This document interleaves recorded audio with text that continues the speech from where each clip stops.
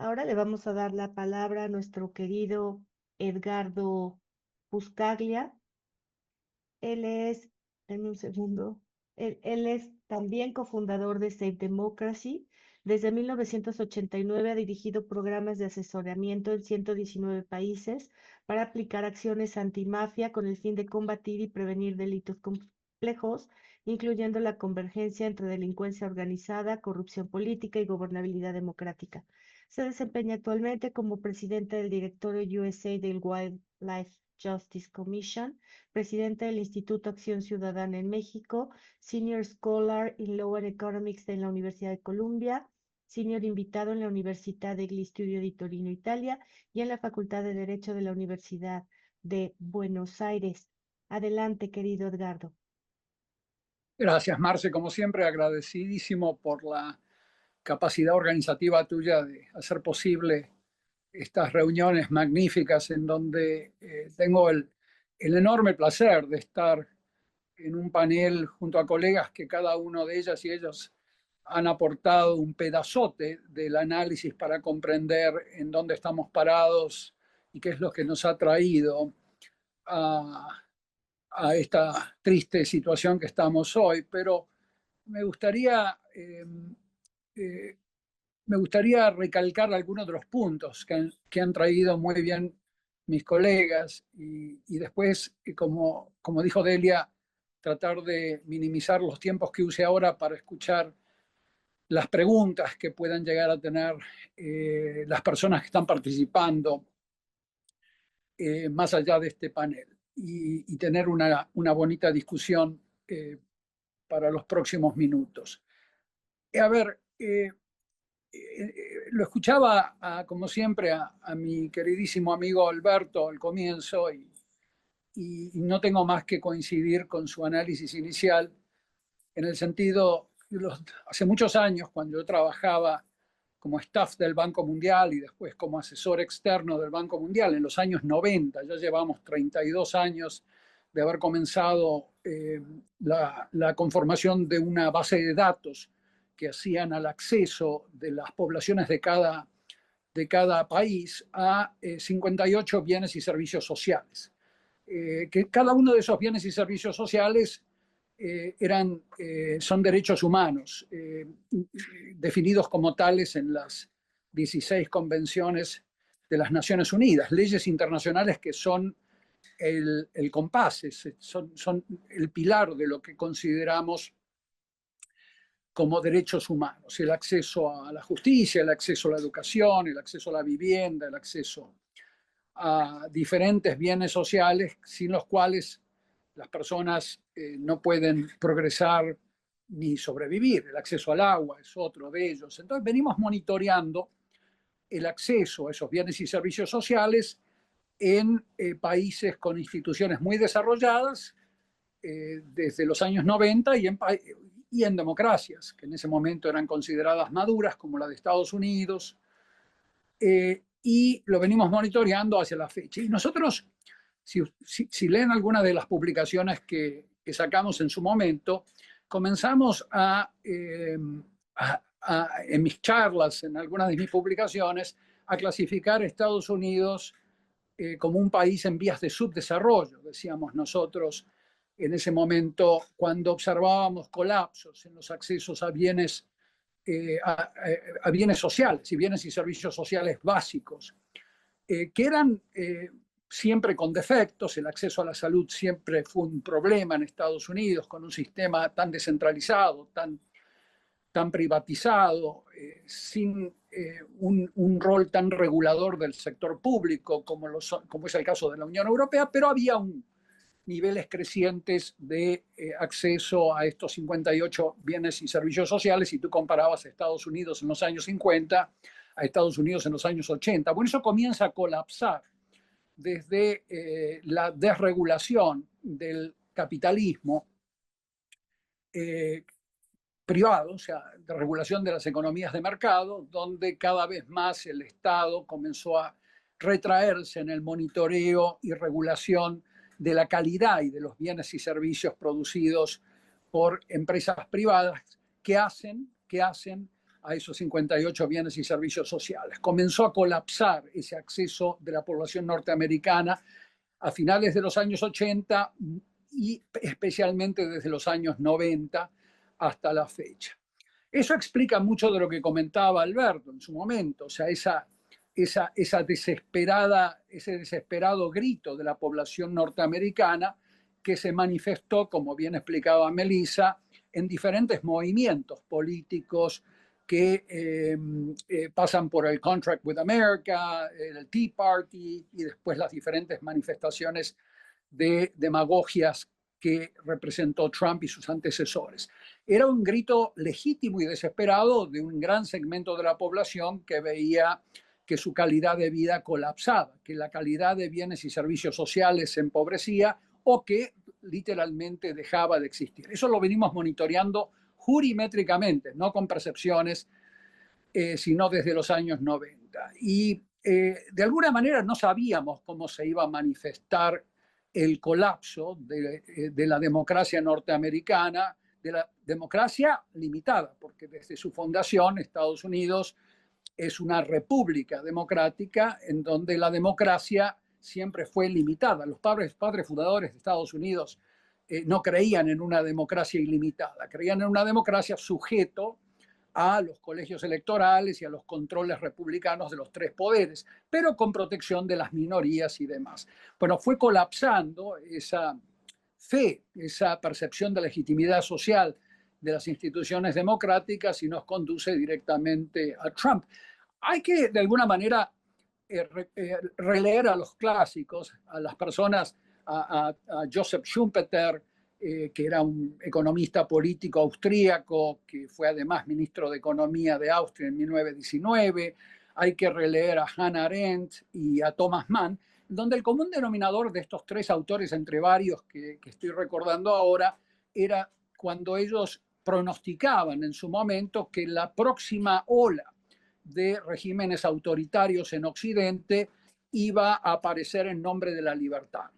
Y es un poco lo que estamos viendo en Argentina, estamos viéndolo en Estados Unidos, con todos los ingredientes de delincuencia organizada en la política, lo estamos viendo también en México, en el caso de mexicano es muy especial, porque la delincuencia organizada en la política nació con el Estado revolucionario, con la posrevolución mexicana, pero básicamente eso es un común denominador que en este momento estamos observando en la Unión Europea, donde el ciudadano alemán, especialmente en el este de Alemania, se queja de manera masiva por el acceso a bienes y servicios sociales antes de la caída del muro y después de la caída del muro, que vio colapsada a través de la Alemania unificada y en un capitalismo cada vez menos regulado. Cuando hablo de regulaciones, hablo de regulaciones fundamentales, como son, por ejemplo, la regulación en el financiamiento de campañas electorales, donde Estados Unidos, a partir del año 76, desreguló la entrada de dineros públicos. Lo hizo gradualmente hasta llegar ahora donde las limitaciones a la entrada de dinero privado, a la compra de políticos, ya no existen. Comenzó en el año 76, en una famosa decisión de la Corte Suprema que comenzó a quitar las regulaciones y las limitaciones en el financiamiento de campañas políticas, y lo observamos también en la Unión Europea, esa desregulación en la compra de políticos también conllevó a lo que vemos hoy como un colapso.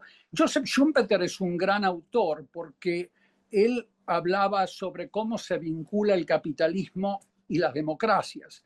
Y él hablaba de un capitalismo regulado como un factor de coexistencia armónico con las democracias. Podían coexistir. Pero si se desregulan a partir de la administración Reagan y después el modelo, el consenso de Washington llevó a que muchos países que entraban a la ola democrática, la tercera ola democrática en los 90, ya adoptasen un modelo de capitalismo desregulado.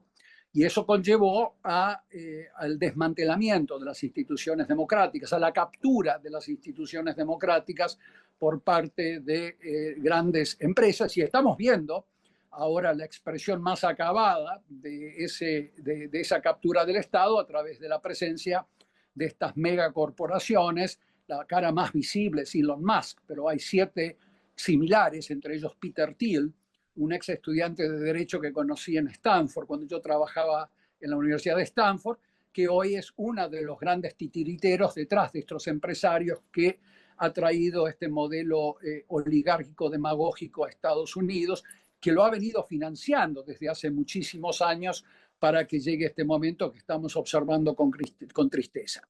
O sea que esto es un factor que tenemos que retomar, cómo se regulan las economías de mercado, las economías sociales de mercado, para que esta captura de los estados, esta gran desilusión, legítima desilusión de las poblaciones de nuestros países hacia lo que no produjo las democracias, esa gran desilusión esté conllevando a que se desplieguen, a que apoyen a regímenes demagógico-autoritarios como lo están haciendo ahora cada día más y en más lugares del planeta.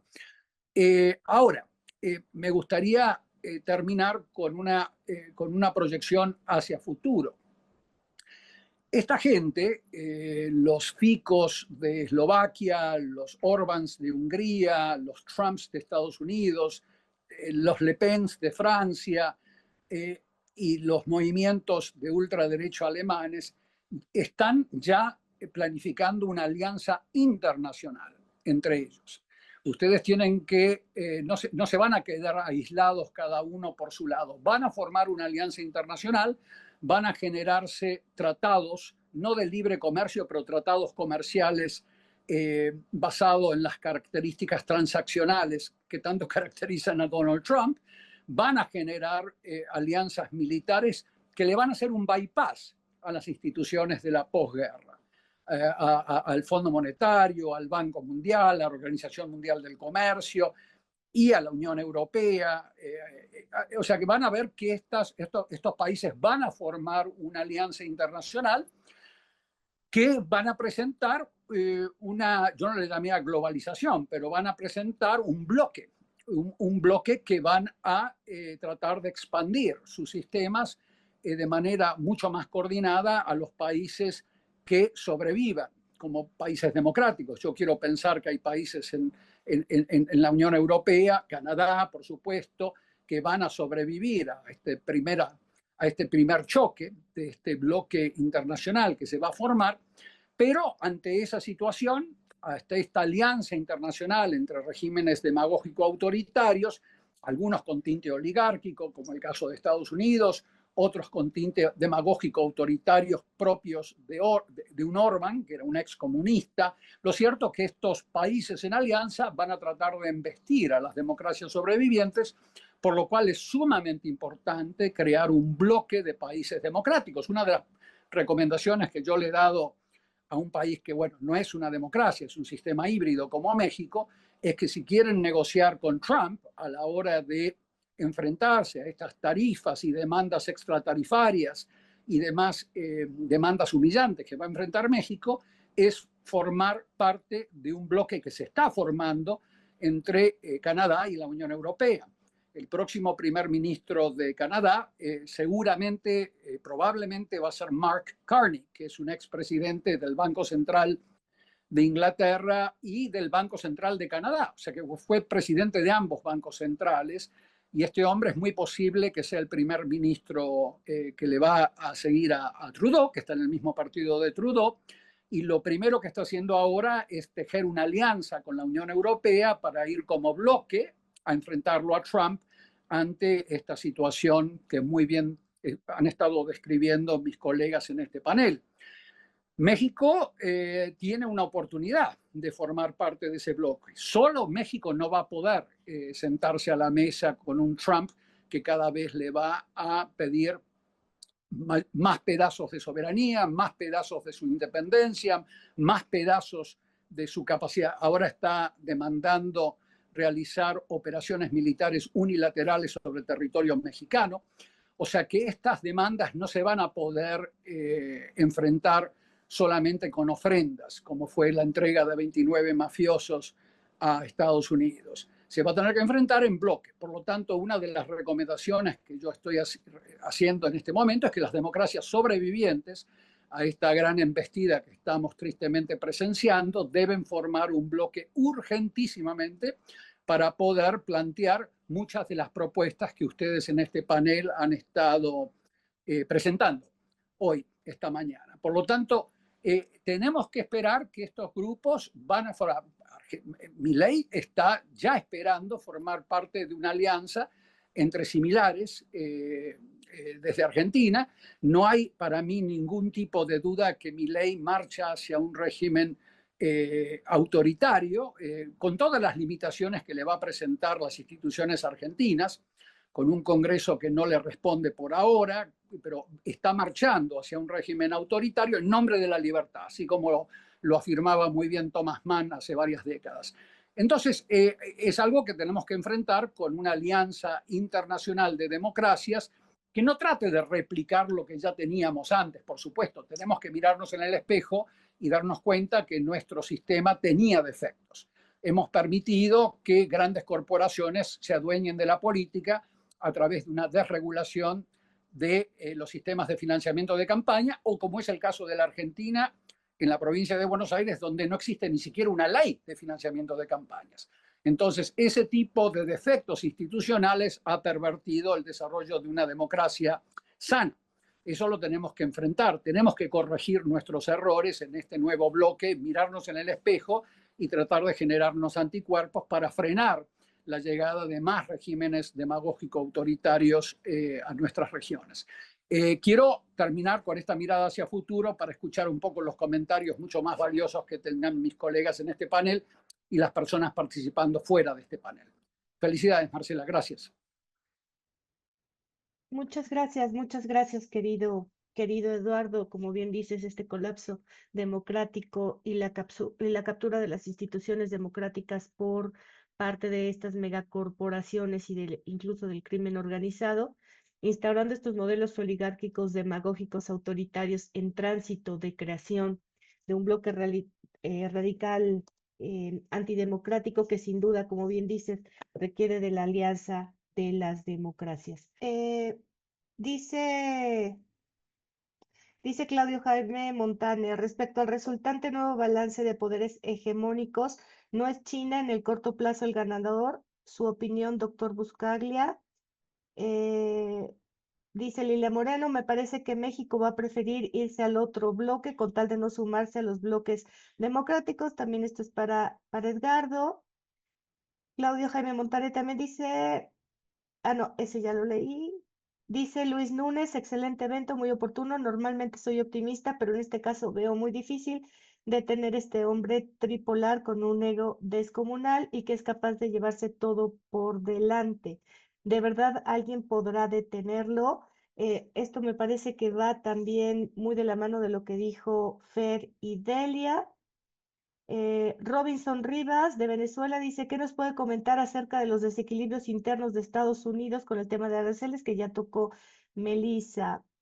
Adelante Edgardo, si les parece después Fer y Delia. Tenemos que admitir abiertamente el hecho irrefutable de que estamos ante un delincuente convicto como presidente de Estados Unidos, y él gobierna como un delincuente. Es un hombre que ha sido convicto por fraude, es un hombre que además tiene otras sentencias en materia civil por abusos sexuales, es un hombre que viola la ley de manera serial a lo largo de su carrera. Eso explica muchas de las medidas que ha venido tomando, como la que muy bien señalaba Delia, la suspensión en la aplicación de la FCPA, la ley anticorrupción norteamericana, que permitía procesar y sentenciar a personas físicas o empresas que sobornaban en el exterior, fuera del territorio norteamericano, suspendió la aplicación de esas medidas. Este hombre, que es un delincuente convicto, negocia como un delincuente. Por eso la palabra mafioso salió de ustedes. Yo me dedico mucho a la delincuencia organizada y me propuse no hablar mucho de delincuencia organizada en esta presentación, porque si no parezco monotemático, pero estamos hablando de una persona que negocia, de la misma manera que ustedes lo ven imponerle su voluntad a México, se sienta con el presidente de Ucrania y le comienza a extraer rentas, pagos para la protección, como hacen los mafiosos. Se acordarán ustedes de la película El Padrino con Marlon Brando, o sea, él vende protección. Esa es la única manera que él conoce de gobernar y de negociar en el sector privado. Él se formó en el marco de los consejos que le daba Roy Cohn, que era un abogado de la delincuencia organizada, que antes de eso, ustedes recordarán, muchos de ustedes no tienen mi edad, son más jóvenes, que en los años 50 había un senador McCarthy que comenzó una cacería de brujos y brujas anticomunista. Bueno, el abogado de esa comisión de McCarthy era Roy Cohn. Después se transformó en abogado de la mafia y fue el que le enseñó a Trump cómo triunfar en un sector que está ampliamente penetrado por la delincuencia organizada, que es el sector de la construcción en Manhattan.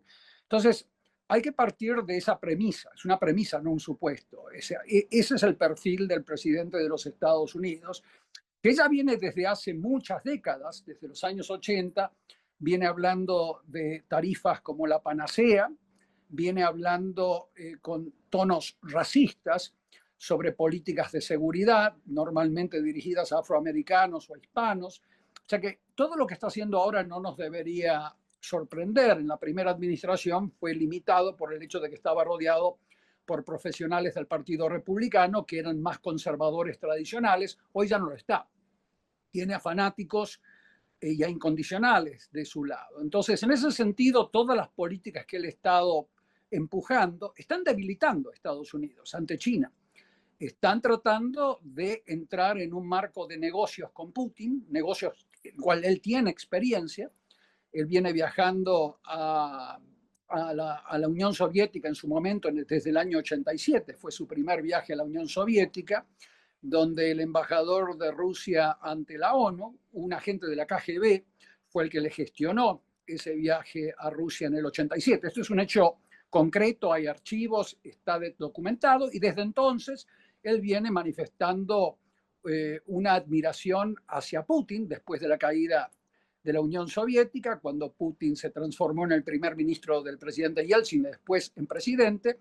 Él viene manifestando su admiración por el sistema económico oligárquico mafioso de Rusia. O sea que esto es una relación que él tiene con Rusia desde hace mucho tiempo, y él pretende separar a Rusia de China y enmarcarlo en un modelo de negocios al mismo estilo de los que él tenía en Manhattan por muchas décadas, en donde entraron cientos y cientos de miles de millones de dólares de la oligarquía rusa y de Europa Oriental a los mercados inmobiliarios de Manhattan, bajo figuras jurídicas en donde no era necesario revelar a las personas físicas beneficiarias en la compra de las torres de Trump. Entonces, él ya viene en un plan de acercamiento mafioso hacia Rusia que va a debilitar a Estados Unidos y va a dejar mejor posicionada a China, porque en ese modelo transaccional, si Corea del Sur, si Japón no le compensa a Trump a través de negocios monopólicos su aporte de protección militar, él va a abandonar a esos países. Es muy factible que en los próximos 2-3 años veamos una invasión china a Taiwán, en donde no se va a mover por Taiwán Donald Trump. Todo esto va a debilitar a Estados Unidos frente a China y va a dejar a China como una potencia hegemónica, si seguimos así. Ahora, yo no he perdido la esperanza. Aristóteles decía que de las oligarquías autoritarias dos cosas podían pasar: o una tiranía o una revolución.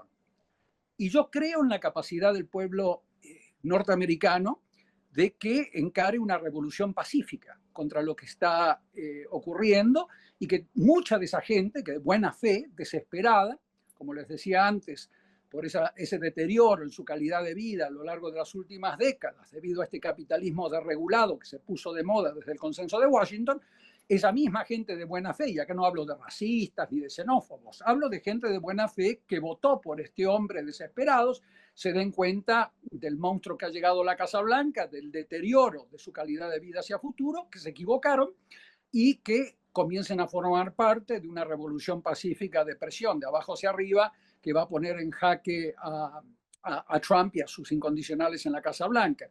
El Congreso norteamericano, que vive aplaudiéndolo a Trump, la gran parte de esos diputados y senadores están aterrorizados de que Trump les escriba un tuit condenándolos como opositores, como falsos republicanos, y tienen miedo a perder su carrera política. Esa gente ni bien vea que hay un vuelco en el pueblo norteamericano, en las bases comienzan a protestar, se van a dar vuelta contra Trump también.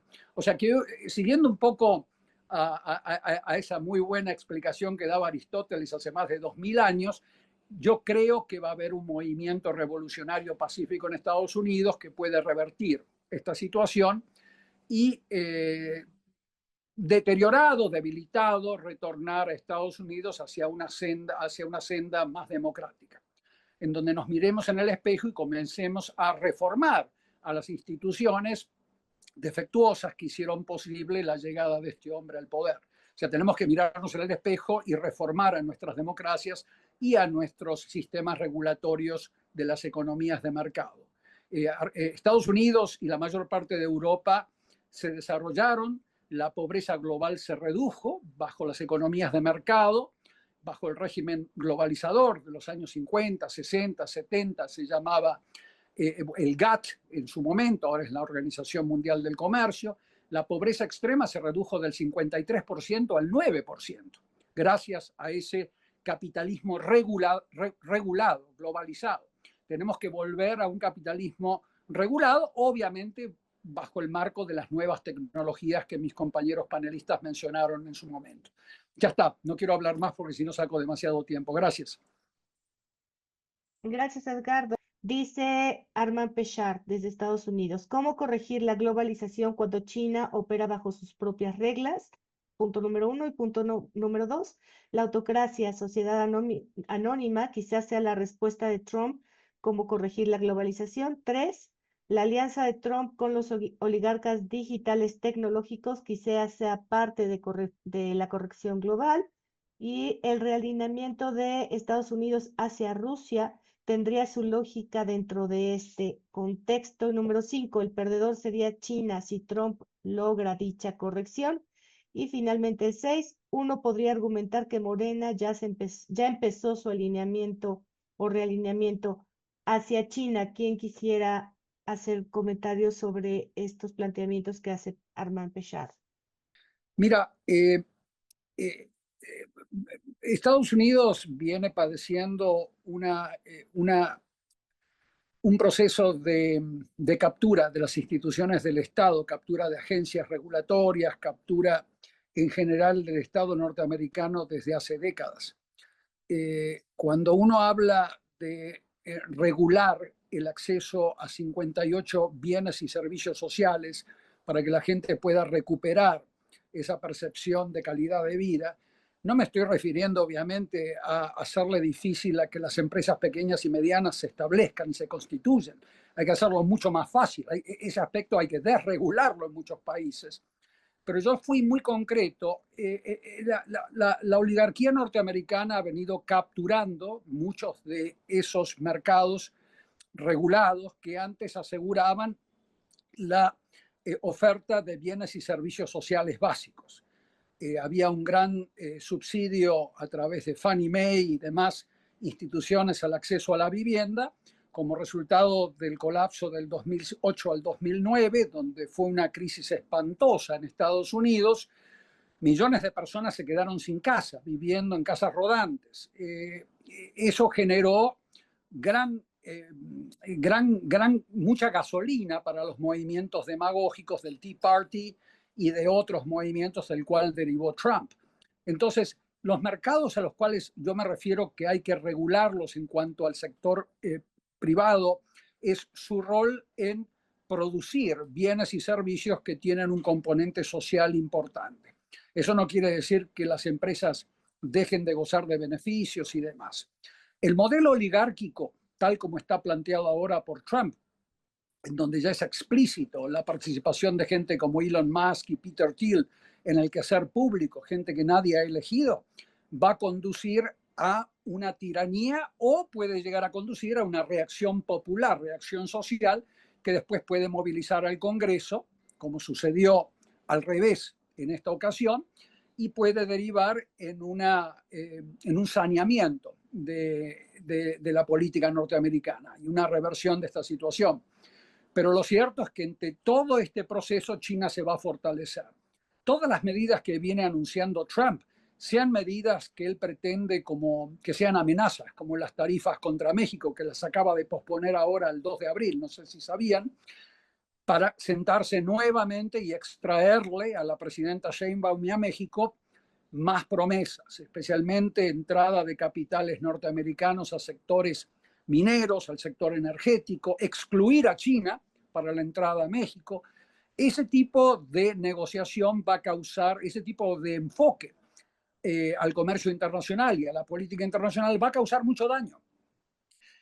Va a destruir todo lo que se denomina soft power de Estados Unidos. Y una potencia sin soft power deja de serlo, no tiene capacidad. Y Estados Unidos está perdiendo mucho soft power a través de este enfoque de la política exterior, a través de amenazas, transaccional, y ese enfoque que tiene Trump de que todo es un juego de suma cero. Para que él gane, el otro tiene que perder. Entonces, ese tipo de enfoque a la política exterior solamente va a beneficiar a China en muchos países de África, de Asia y también de Latinoamérica, donde China va a seguir expandiendo su poder a través de la compra de sistemas políticos y a través de las grandes inversiones que ya estamos viendo a una escala inusitada en países como Perú, por ejemplo. Entonces, eso es un poco la respuesta a esa pregunta que trata el tema China. Gracias. Gracias, Edgardo. Bueno, ya Edgardo ha contestado esta última pregunta de Federico Valles. Querido Edgardo, ¿te gustaría dar por finalizado y concluir este ejercicio? Bueno, ante todo, agradezco profundamente por ser parte, me he beneficiado enormemente de este intercambio de posturas intelectuales, de posturas analíticas tan ricas y tan útiles para poder entender lo que está sucediendo y lo que va a suceder ante diferentes escenarios. Estamos ante una situación donde los defectos que existieron en la relación entre capitalismo y democracia, como decía muy bien Schumpeter, llevaron a una desilusión colectiva con el sistema democrático. Con el sistema democrático y con lo que debería acompañarlo, que es el Estado de Derecho, porque sin Estado de Derecho no hay democracia. Pero una enorme proporción de las personas que hoy vemos en Francia apoyando a Le Pen, en Hungría apoyándolo a Orban, en Argentina apoyándolo a Milei y a Trump en Estados Unidos, conciben que la ley fue maleable, fue rediseñada para favorecer a las élites más privilegiadas. Entonces tenemos que luchar por una segunda oportunidad. Tenemos que luchar por una segunda oportunidad para reformar nuestras instituciones en la línea que muy bien estaba comentando María Fernanda, Melissa, Luis Alberto, Delia, como para que en la próxima oportunidad, cuando fracasen estos regímenes demagógicos autoritarios, tengamos la oportunidad de asegurar que estas millones de personas desilusionadas que hoy votan por Trump o por Orban vean que su acceso a esos 58 bienes y servicios sociales estipulados en las leyes de la ONU, que permiten que tú puedas sobrevivir y progresar en la vida, vuelvan a ser accesibles. Hay vastas bibliotecas escritas sobre cómo hacer eso. Lo cierto es que a corto plazo vamos a ver la formación de un bloque de este tipo de regímenes demagógicos autoritarios. Va a haber un bloque internacional que se va a formar con la idea expansionista de que, como ha hecho Musk en Alemania, reuniéndose con la candidata de alternativa para Alemania y no reuniéndose con el mismo canciller, van a empezar a promover el expansionismo de sistemas similares a otros países. Por lo tanto, no nos queda alternativa que formar un bloque entre países democráticos que sobrevivan a esta horda. No hay otra solución. Atomizados no los vamos a poder enfrentar. Canadá por su lado, Francia por el otro, Bélgica, vamos a tener que formar un bloque de países que sobrevivamos a esta horda de demagogias autoritarias, algunas oligárquicas, otras no. Lo cierto es que si no formamos este bloque, vamos a sufrir un retroceso y vamos a retornar a las cavernas de los sistemas previos que conocíamos, siglo XIX, siglo XVIII. La humanidad es capaz de retroceder, enormemente desde el punto de vista institucional. Lo vimos con la caída del Imperio Romano, lo hemos visto después con la caída de otros imperios, por lo tanto tenemos que revertir esto a través de una formación de un bloque de países democráticos y comenzar a revertir esta situación espantosa a medida que los Trumps de estos diferentes países que están adoptando este modelo demagógico autoritario comiencen a generarles costos enormes a la población. Costos que por ahora en Estados Unidos lo están viendo los pequeños agricultores, que están viendo las consecuencias de su voto por Trump. Eso lo va a empezar a percibir el público en general y eso va a generar un movimiento que va a debilitar a Trump y posiblemente genere una reversión y un retorno hacia una segunda oportunidad que esperemos tener. Gracias a las personas, a los panelistas que nos han enriquecido con sus comentarios, con sus análisis y gracias a los participantes. Gracias, Marcela, por tu organización.